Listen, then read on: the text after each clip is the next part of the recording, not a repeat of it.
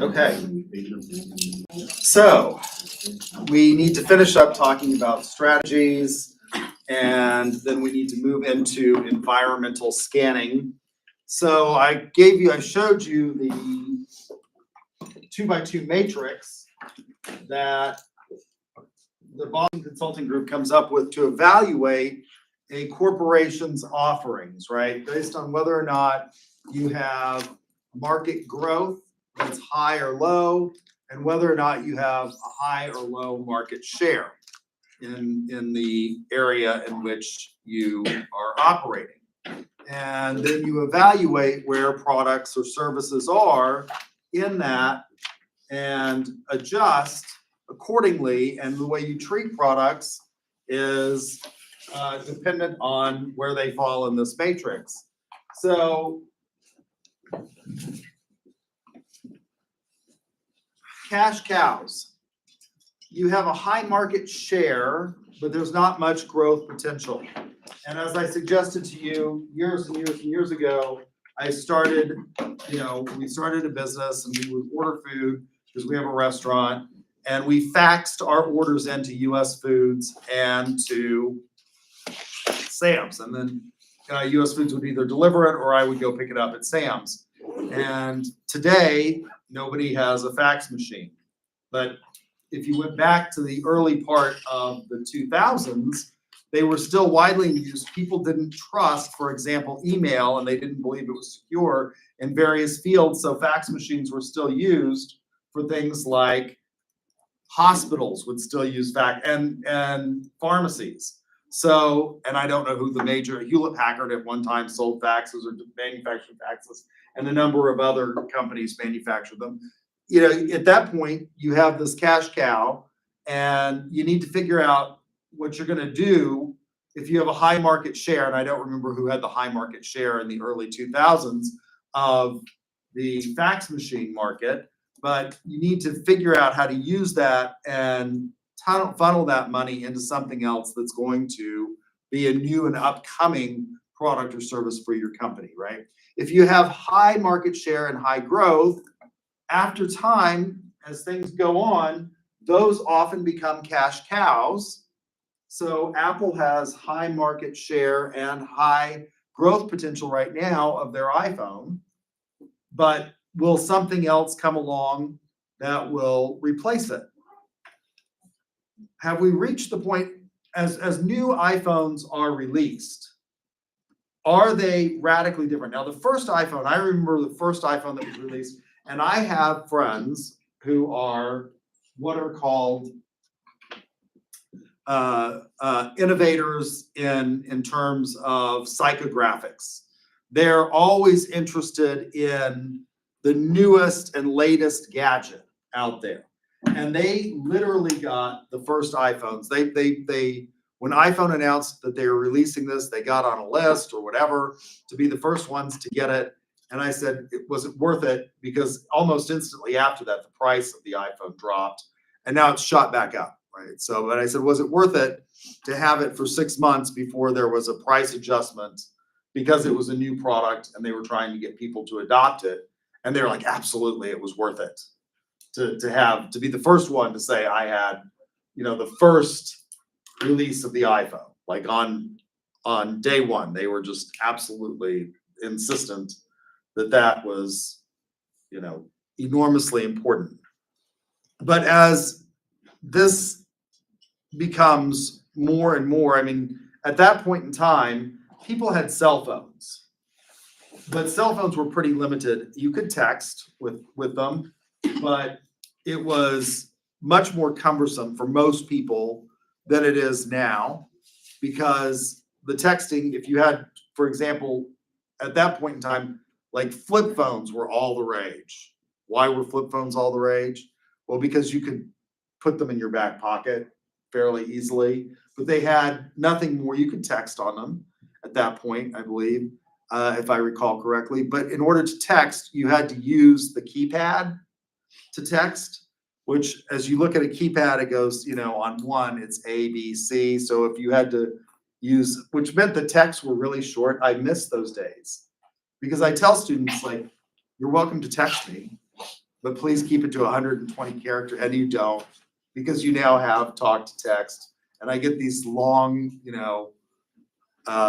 sort of novel-like texts from students, and I'm like, you can call, right? So you don't want to call, right? You don't talk to anybody. But anyway, as this device has entered the market and more people have it, right? Everybody now in the United States, by and large, on the whole, have, with few exceptions, cell phones. Why? Landlines are almost non-existent for most people. There are some people who still have them. You might be amazed. And there are some people that don't have cell phones, but by and large, the population has moved to this device, which means that the growth potential is going to plateau in this. And what are they going to come up with when that happens, when it plateaus and it's no longer got high growth potential? What is Apple going to do to find something new? What is going to be the newest thing? Well, I should have brought them in today, although it's dark, so I didn't take them out. But I have these Meta glasses. Anybody have Ray-Ban Metas in here? I have Ray-Ban Metas that my brother bought me, and I use them primarily when I'm flying to take video, to shoot videos of maneuvers that I do. I compete in aerobatics, and so I use them to shoot videos, and then I go back and watch those videos to see how to improve the maneuver. So I do loops and spins and rolls, split S's, Immelmans, things like that. And I use the glasses to be able to tell whether or not I'm on the point in the horizon that I should be at. And so I think that's going to be like the newest thing, right? We're going to move to having it on our glasses or something like that. This is not, by the way, I think I talked about this. Meta was not the first one, or Ray-Ban and Meta were not the first ones to come up with this. Google Glass came out years and years and years ago, like almost 20 years ago, and it was an utter failure because people thought it was creepy. Now nobody cares that we've got people videoing. I mean, you're just so used to being photographed and videoed all the time that nobody really cares about that anymore. And so, I think that's going to be the kind of next thing that Apple is going to have to invest in to make it, into the next, 5-10 years, because that's even more convenient than this phone. If you have a pair of Meta glasses, you can send texts by talking to the glasses. You say, "Hey, Meta, send a text to," and it will text anybody. It will play the text for you. You get your music through it, and so you no longer have to have earbuds in your ears, right? I mean, they're really pretty cool. So there's going to be something else that will take its place. This will become a cash cow, and you're going to use that. You're going to harvest that in order to fund potential stars, right? Most stars start out as question marks.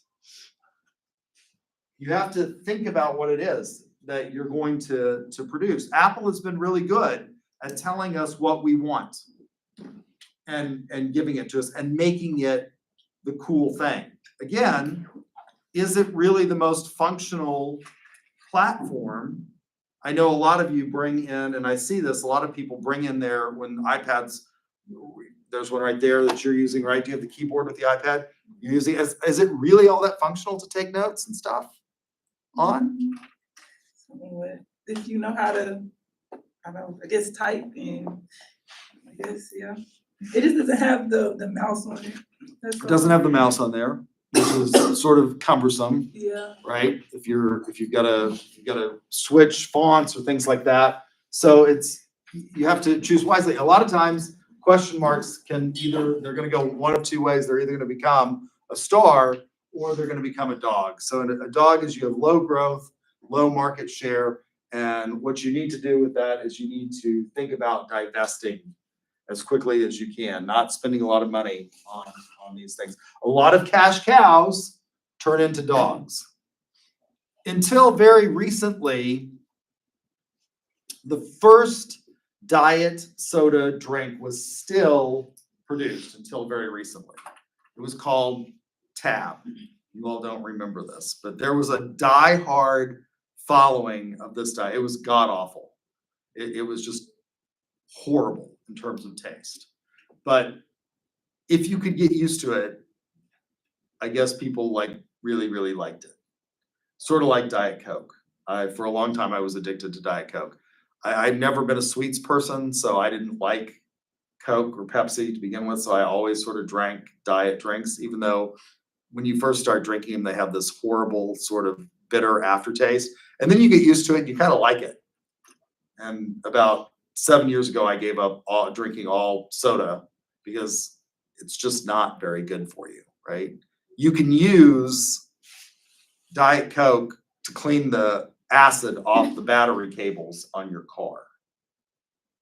Imagine if it will remove acid, imagine what it's doing to your insides. So I gave it up.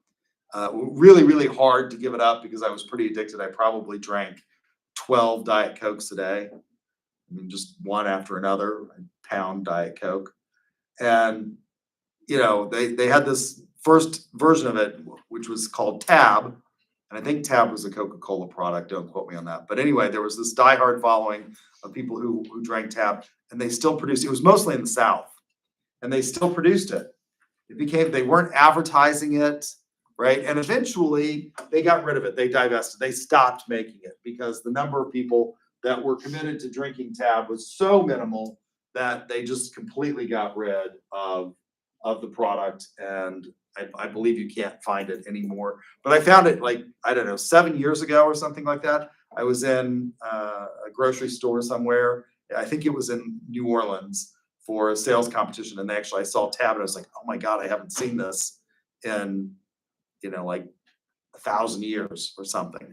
So divesting of those, thinking about where you are. So again, this will move through, depending on where you are in the product life cycle, what part or what quadrant of the market analysis the product or service is going to be.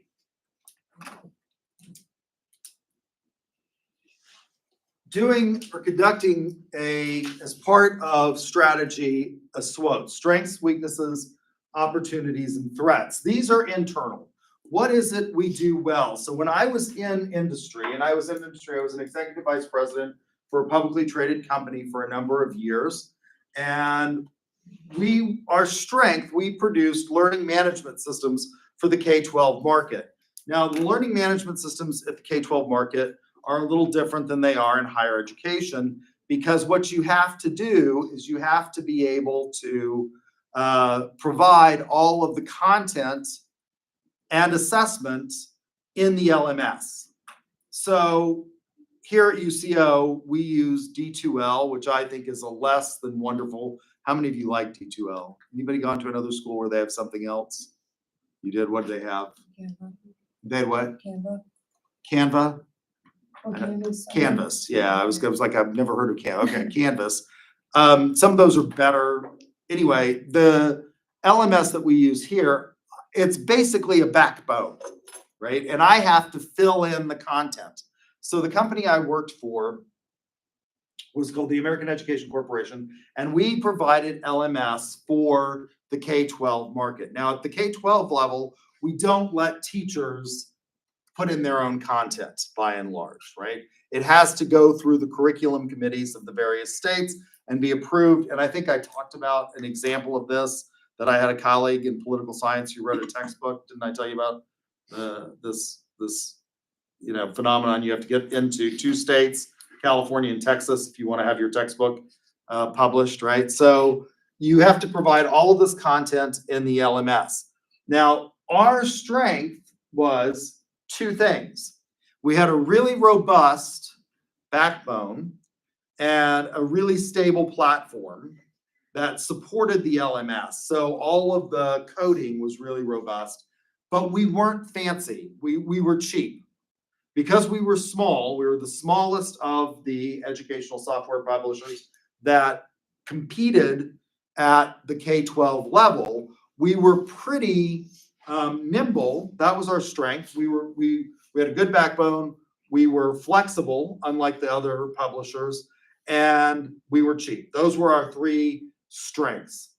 We weren't flashy, right? We didn't have a lot of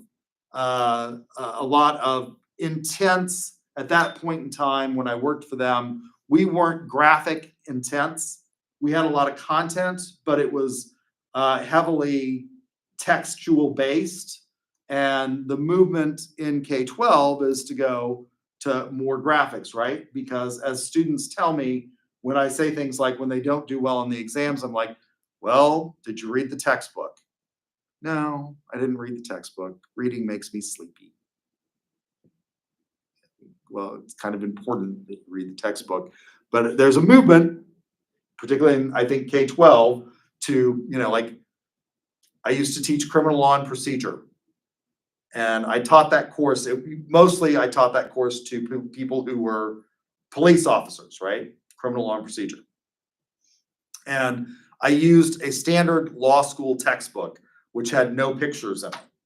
And my students always complained. That was one of the things I got in my student evaluations. There's no pictures in the textbook. It was a rather thick tome, full of case law that they didn't want to read, which I thought was sort of important because you kind of need to understand the law if you're going to enforce it, maybe. Call me crazy, right? But our product was not heavy on graphics and bells and whistles. It was robust in terms of the educational content, but that was a weakness we had. So our strength was we were cheap, we had a good backbone, and we could adapt easily, right? Our weakness was, unlike Plato and Riverdeep, who were our biggest competitors, that had enormous amounts of sort of curb appeal in their LMS. They made, this is a movement. They made it fun to learn, to engage in what I refer to as edutainment at that level, right? So that was our strengths. Those were our weaknesses. Then you have opportunities and threats. These are external. Where is the market headed? One of the things that was happening at the time that I worked for the company that was a big opportunity for us was school districts, because of the GWB administration, George Walker Bush, that was the second President Bush. He was very focused on quantification of student learning outcomes, right? So he passed something through Congress called No Child Left Behind, which really focused on testing and assessment of student populations. And we did that really, really well. And because we did that really, really well, when the environment changed, which was one in which it was largely left up to states and local governments to dictate what kinds of things were going to be in curriculum, we now had this national mandate. If you wanted to get federal funds for your school, you had to show that your students were meeting academic benchmarks, right? And it became enormously important. What are called high stakes tests became really, really important. The environment changed. We were really good at that. It was something that we were able to take advantage of. Now, what are the threats, right? These are other competitors in the market. The fact that what happens in education? Well, when you get a new president, you can get new policy. We have a new president, and there's going to be new policy. One of the things that the new administration has talked about doing is what? Anybody know? Anybody know what the new administration wants to do? What they've talked about? Do any of you watch the news? I know it's depressing. Right? Why would you watch the news? For school, like for Yeah. elementary school. You Yeah. talking about how they they gotta choose if they wanna go to school or go to the military? Is it that? Ryan Walters, our Oklahoma State Superintendent of Public Instruction, suggested, or maybe it was our governor. Yeah, it was government. So his governor instead suggested that. That's not what President Trump wants to do. He was holding off a lot of the FAFSA student and Okay. The big thing that they want, or that they discuss as part of Project 2025, is eliminating the Department of Education. Getting rid of the Department of Education. What would that mean? I don't know. I mean, it could mean that we go back to a completely, state-based system, right? I think last time I talked about, and we're gonna talk about environmental scanning in just a minute, but I talked about sort of these models of federalism. Do you remember these? I talked about this, didn't I, in here? I gave you this example of models of federalism when I was talking about how if you wanted to get a textbook published, you had to, go through California and Texas, and California wouldn't approve this discussion of marble cake versus layer cake federalism. Well, if you get rid of the Department of Education, one of the things that will happen in the environment that would be maybe both an opportunity and a threat is you would go back in some respects to this layer cake model of federalism, where the federal government just doesn't participate in that sphere. The federal government is a government of limited jurisdiction, limited police power. Its powers are specified in Article 1, Section 8 of the United States Constitution. Nowhere in Article 1, Section 8 of the United States Constitution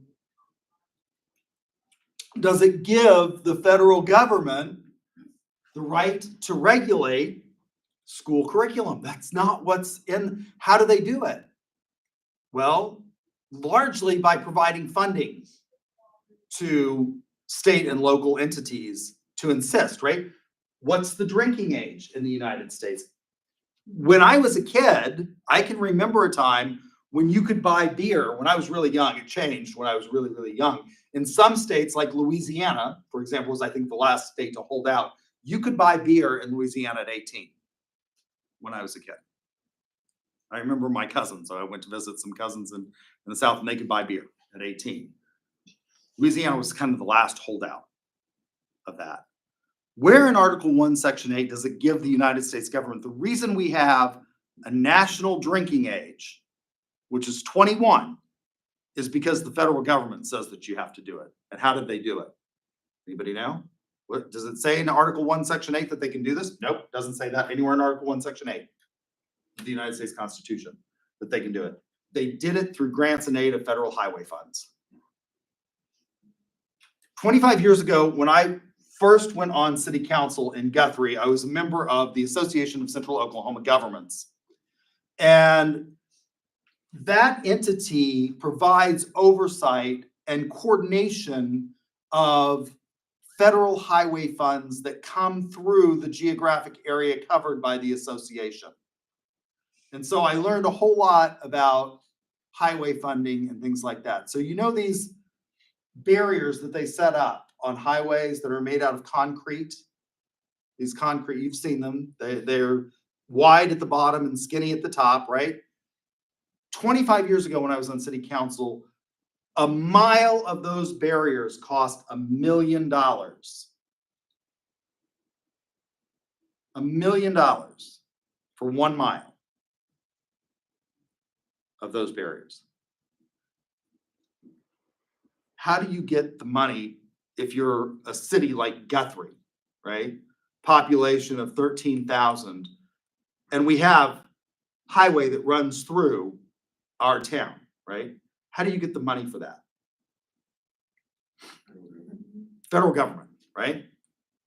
Federal government says, we'll give you this money for highway funds, but in exchange, the drinking age has to be 21, right? That's how they get away with it. So you've got this marble cake model of federalism, and what you'll see with the new administration that presents both opportunities and threats in the market is that if we go back to this layer cake, more of a layer cake model where the states take bigger and bigger roles, that can change radically the dynamic of businesses that participate in those kinds of arenas, right? And provides unique opportunities and threats. What's one of the biggest ones right now? Well, the Biden administration, and I cannot believe the court came up with this ruling, but they passed a ban on TikTok. Now, it didn't last very long. I remember on Facebook the day that TikTok went blank, in the United States, all these people are like blowing up. And of course, you know, like they've laxed enforcement of the ban. And I can't believe that under the First Amendment, the court allowed them to do this, but they did. And this was huge. Because a lot of you, how many of you use TikTok? Almost everybody. Why? It's funny, It's what? funny. It's addictive. Watching those stupid watching stupid TikTok videos is kind of addictive. So it's like a lot of social media, right? I mean, those are opportunities and threats that are external, right? The government imposes those kinds of restrictions, and dealing with that is something that businesses have to face, right? In this current environment. Any questions about strategy? All right. Let's talk about environmental scanning.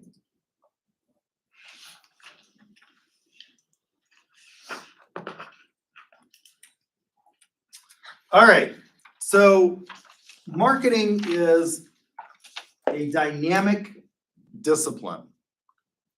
Lots of disciplines are dynamic as opposed to static.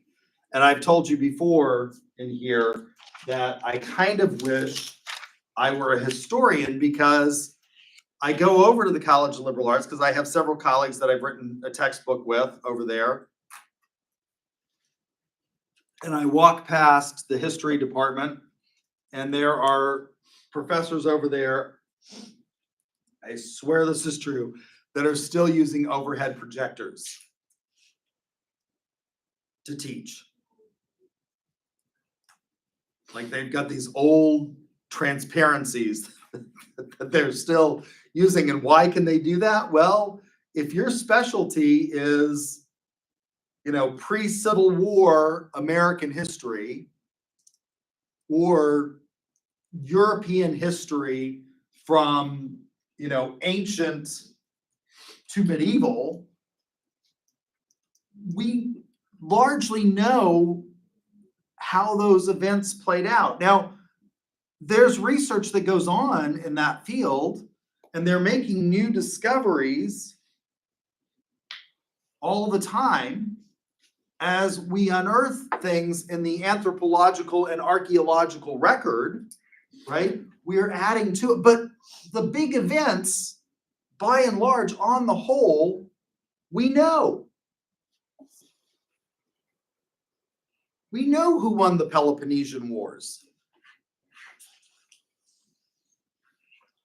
Right? And I would love to be able to just not update my PowerPoints and stand here and talk, but like, I can't do that because, for example, artificial intelligence is radically disrupting the way we will market. Now, today, it's radically disrupting the way you will participate in the workforce now, today. And so it's exceedingly fluid, and we have to think about all of these different factors if you're going to be successful in business. And again, I try to make this relevant to you, not just for business. It's going to be absolutely critical for you to master these kinds of things if you want to be successful in life, to get a good job and achieve the goals that you have for yourself in terms of finding jobs, being a productive person, and, you know, and achieving the sorts of wealth and positions that you want, right? So what are the sources of the environment in which we operate that we have to think about? Well, they're social. Aristotle said, man is by nature a social creature. This isn't something that we should go up in a balloon over, because Aristotle also acknowledges that bees are social creatures. Highly social.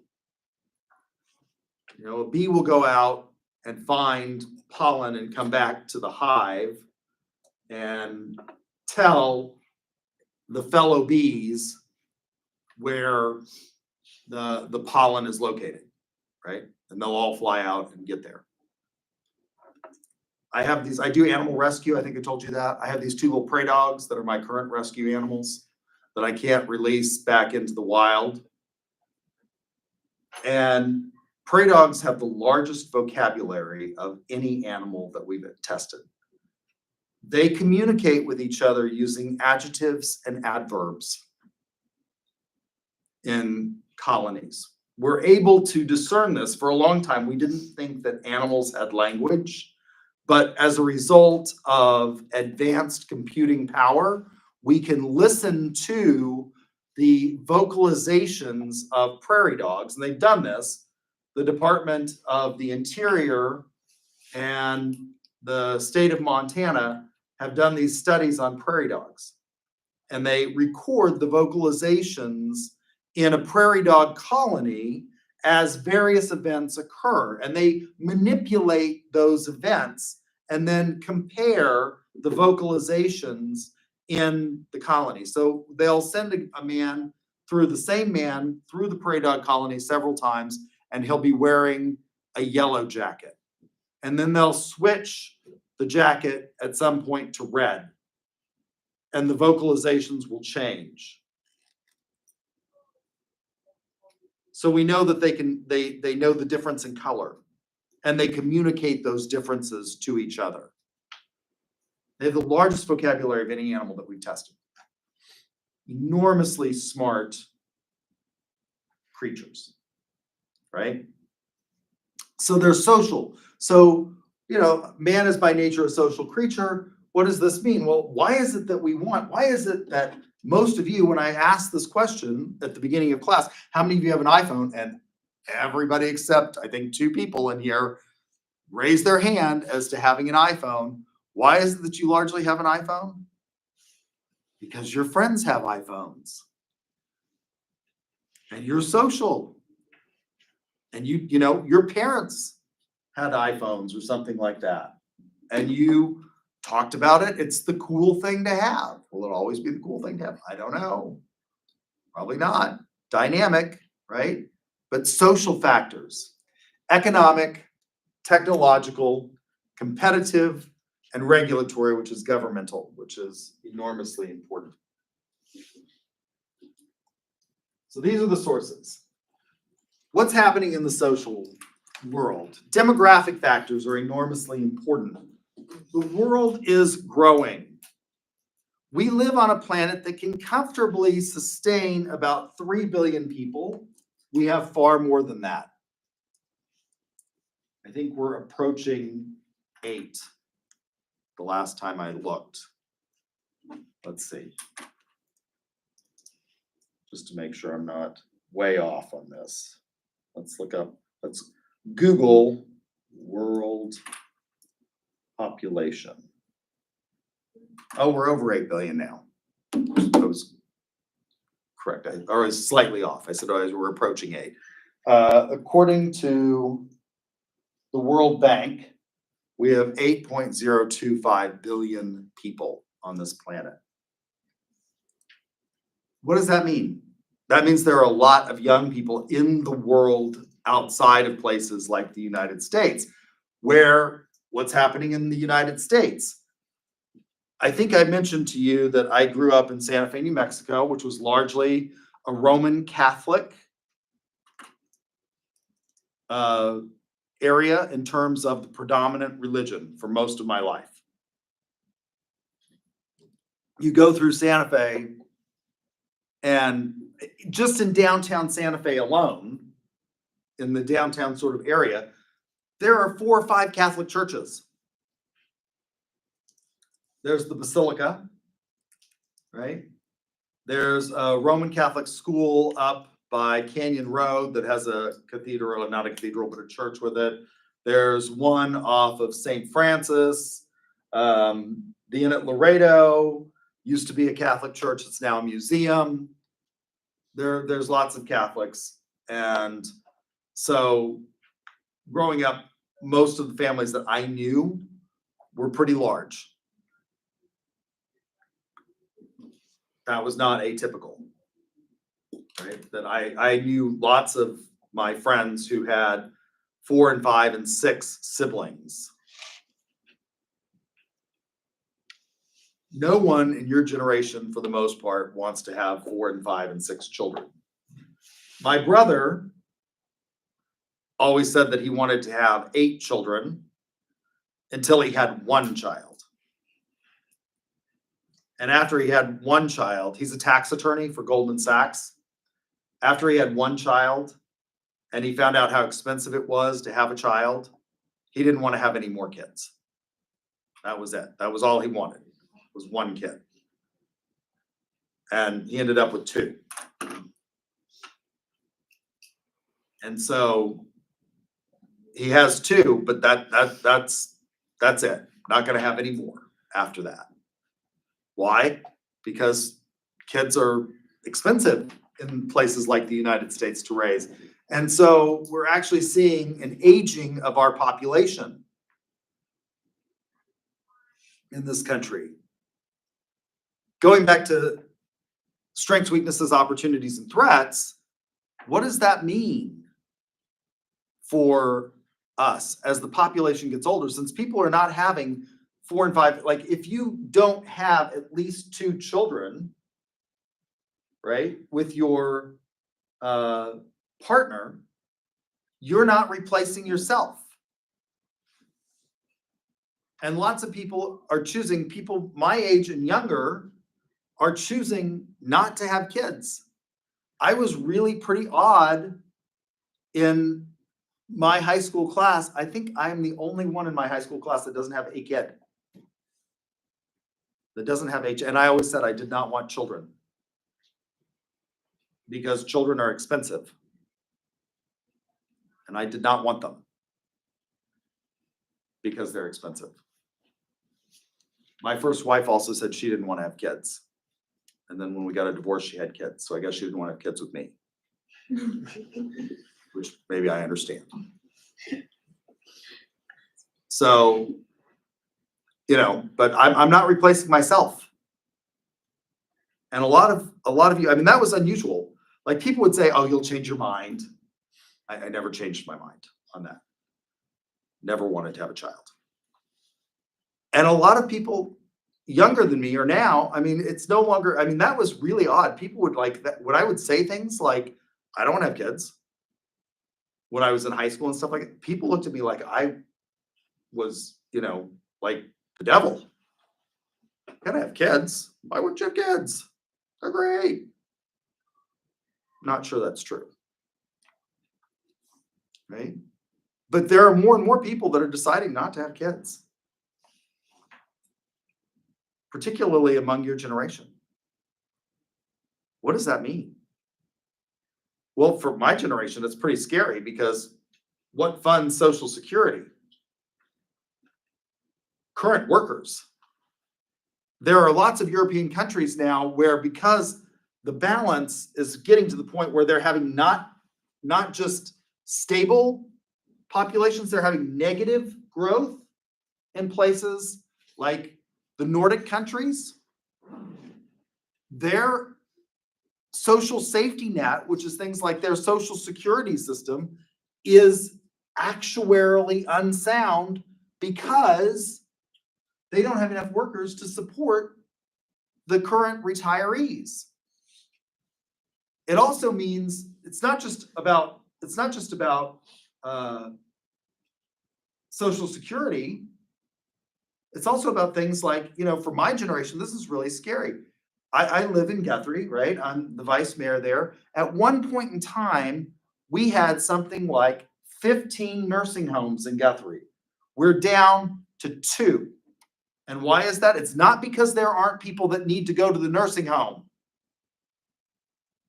It's because the nursing homes that are there have had to close because they can't find workers. The 2 that we have left are at half census because they can't find people to work. Why? It's a hard job. Taking care of old people is hard. And your generation doesn't want to do it. So these present lots of opportunities and challenges that we're going to have to deal with, right? We're also more diverse in our workforce. And that leads to challenges in the workforce, right? We're more diverse. What does that mean? Like your generation, my parents' generation, if your boss told you to do something, you did it. Your generation, if your boss tells you to do it and you don't want to do it, you do what? Leave. I mean, you all are remarkably willing to just say, I'm not going to do that. I don't know why. It's odd to me how many of my friends have children that didn't get their driver's license at 16. Why do they want to get their driver's license? Everything they need is, I mean, this is a radical change in the culture that has affected marketing. Everyone in my class, the minute they turn 16, I don't care how rich or poor, this was something that we all wanted. We couldn't wait to get away from our parents. And the way you did that was by getting a car. And so from the wealthiest in my class to the poorest in my class, like they started getting jobs as soon as they could get jobs to save up money to get a car. It's fascinating to me how many of your generation are like, why do I need a car? Like cars were big entertainment for my generation. It allowed you to get away from your parents, to go, like in Guthrie, we had a drive-in movie theater. And it was the first run drive-in movie theater. It's still there. We have one of the, I think one of only 3 first run drive-in movie theaters in the nation in Guthrie, Oklahoma. Something you all should go do. This was a big deal, particularly in the 1950s and stuff like that, to go to the drive-in. Like it's a very sort of retro nostalgia thing that you can participate in. We had a drive-in movie theater. Well, drive-in movie theaters don't operate during the winter usually because it's too cold. Right? So it was only open in the spring and through the fall. About, 6 months out of the year. So 6 months out of the year, if you wanted to see a movie, which is a big thing for my generation, because we didn't have this device that we could watch YouTube on 24/7, you had to go to where'd you go to the movies? The closest movies was here in Edmond. Cars let you do that. So everybody wanted a driver's license, right? This is something that's changed. For the first time, we actually have 5 generations in the workforce. I got to change my slide. I didn't update the slide. 5 generations. We have traditionalists that are working. Historically, these people didn't work. You got to be 60 or so and you retired. We now have people that are still working, into their 80s and 90s.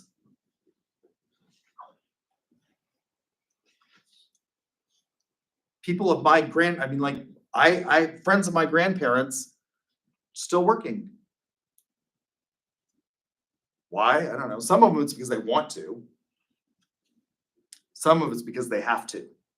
We have boomers. We're seeing a lot of these leaving the workforce though, because there's just not as many of them left over. Right? This is the generation after World War II.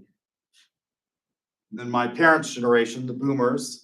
I'm an Xer, millennials, Generation Y, now Generation Z are in the workforce. That's unusual. Historically speaking, that's not what you had. You had one or two generations in the workforce. And, you know, older people relied on their family to take care of them. Culture. There's lots of things that make the United States unique, right? We are the most consumer-oriented culture probably in the world. When I was a foreign exchange student in Germany, years and years and years ago, they were they had far less, the family that I lived with, the father was the superintendent of schools basically for this little town. I know, you know, they didn't call him superintendent, there's some other title, but that he was the equivalent of a superintendent for this little tiny town that we lived in, which was called Zost in the province of Westphalia. And he had 2 suits, exactly the same. One was to wear and one was to be, you know, for being, while it's being cleaned. That was it. My father, who was an FBI agent, had a closet full of, he like loved clothes. He still loves clothes. He's got a closet. He doesn't wear suits anymore because he's, you know, retired, but a closet full of clothes. I think my dad, when I came home from Germany, I looked at his closet. He had something like 15 suits in his closet. We're far more materialistic, right? That's a good place to stop. If you got ducks, come see me so that I can give you your points. Stop the stream.